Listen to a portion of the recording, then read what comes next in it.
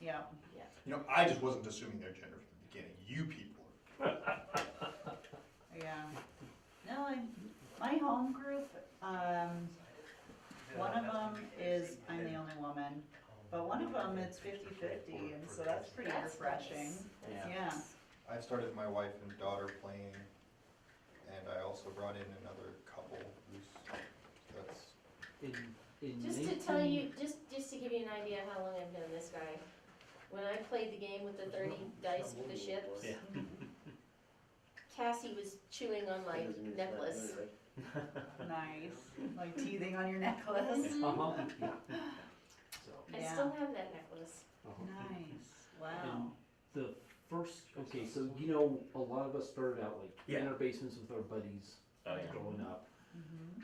The second group I ever joined, I was talking to this guy, and he's like, yeah, you know, come on down, you know, I'll run stuff for you, you know, I have the groups all there. He neglected to tell me that it was 90% women. It was me and that guy, and the rest were women. And that's a bad thing? It's not a bad thing. It's just, I was running a female character because I was used to, you know, 99% guys. And I'm like, you know, I'll do a female character. Oh God, can I do this? I hope so. So yeah. wait, you showed up the game and only had one character ready?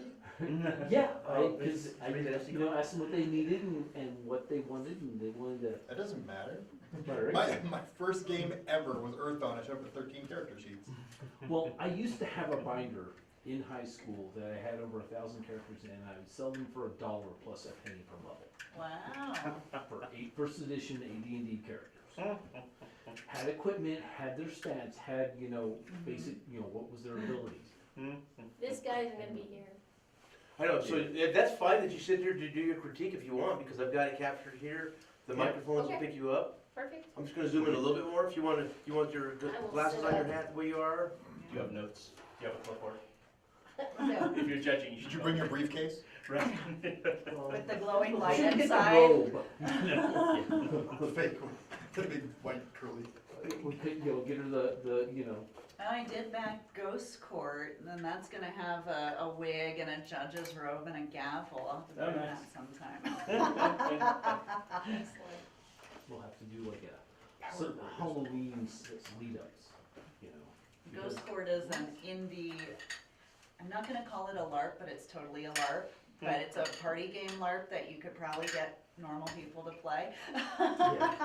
And you're putting ghosts on trial for things like haunting you or whatever, possessing your child's toy. Okay. That's fine. Sounds You know, fun. that sounds like a victimless crime, really. It's Possessing a a child's toy. Well, it depends what the toy does while it's possessed. Well, see, charge them for that. That's like charging somebody for having the knife as opposed to what they used it to do. True story. All right. I'm ready when she's ready. Okay. We'll have Mythica give her critique of the 2 players we have. Okay, great. All rise. And my other question is, I only know that you're cutting edge and you're force majeure. I don't know your names. Oh, yeah. Oh, wait. Details. I'm Wendy. Okay. Yeah, I don't know. Hold on, come over here. James, Wendy, Ah. It works both ways. great, great. Well, I totally enjoyed watching the whole scenario play out. That was really a lot of fun. I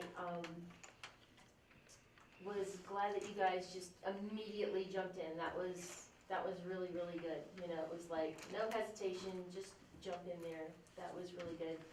But James, it seemed like it took you a little while to warm up. Like about 15 minutes into the game before you started finding your groove. It was harder with it was a different social situation than he was built for, so it was tricky for me to find ways to actually put the character into. Yeah, because I saw that your character was flamboyant, and I'm like, the flamboyant character is oddly quiet, kind of thing. But you know, but once you actually started rolling, I'm like, there he is. That was really great. So it was wonderful to see you come out and shine, because I have to tell you, like my sides hurt with the accent.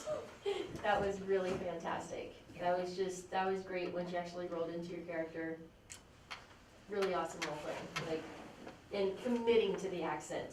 Yeah. Do you know what I mean? Like, 'cause that's a commitment. Yeah. So, did you research for that at all? No. No.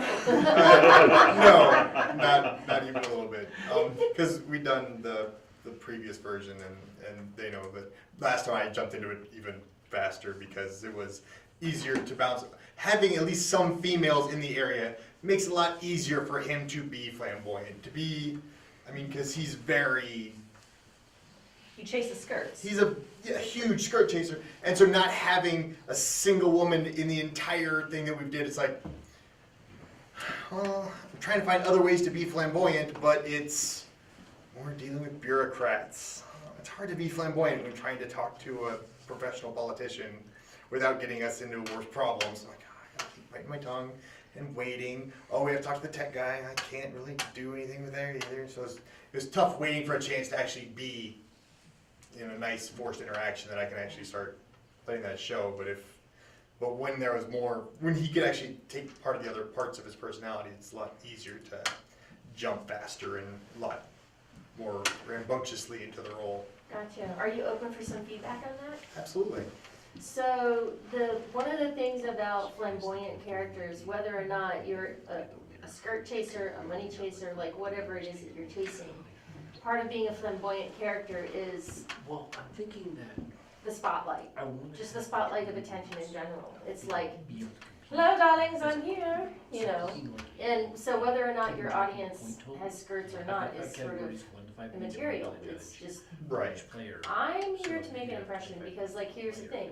If I make an impression with you guys, you might tell a skirt. I suppose, yeah. You know, that in terms of like, my reputation precedes me, kind of thing, you know, so. Yeah. So that, rather than the object of my affection is not in the room, so I will be Right. kind of thing, you know, and it makes for great plucky comic relief. I found myself struggling because I was trying to envision in my mind, like when you were talking to the commandos, I was trying to envision in my mind, all right, Robert Downey Jr., how is he dealing with this? And I wasn't getting, the lines weren't coming to me for Gotcha. being the Robert Downey Jr. when I needed to be, and I just couldn't, like, there were things like, I want to be saying stuff here, but it's just not. Wasn't flowing for you, but it was great when you finally did get into that flow, because then I was like, oh, Yeah. there he is. And it was awesome, like, so once you actually like worked up into getting to that, it was just, it worked really well. Even though there were still no skirts in the room. Right. You found that place. Yeah. So that was really awesome.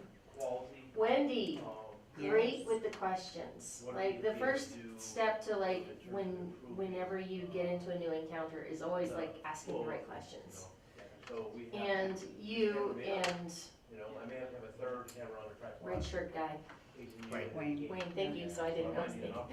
You and Wayne were really good at firing off those questions in terms of like, okay, we've got to ask some questions here to figure out the lay of the land kind of thing. And so you were great at, hey, do we have somebody who can figure out what kind of aliens these are? Who's our connection for doing that, you know? And you definitely took a leadership role, which is also like in your character sheet, like, Yeah. I am the leader. So you did a really good job of taking charge of that, and also I thought you were really good at sharing that with Wayne. Yeah. Right, that's his name. Yeah. Okay, yeah.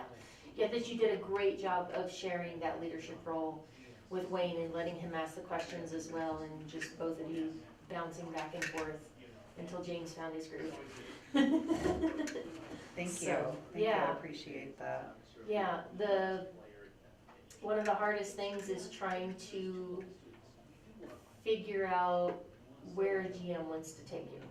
You know, it's like it's a detective game. Exactly. It's a Because- little bit metagaming, like, okay, I want to make this flow, but at the same time, we got to get out what we need to get out of it. Yeah, you know, it's really hard not to metagame. for those people who are watching metagaming is when your player knows information that your character may or may not know, and you're using what you know as an individual with your character who probably shouldn't know what you know, and working outside of those parameters. So it's the difference between a player versus a character, Exactly. player versus character knowledge. So, and playing those handicaps, you know. But I thought you did a fantastic job of asking those different types of questions, as well as Wayne, you know, being like, wow, that was a great question.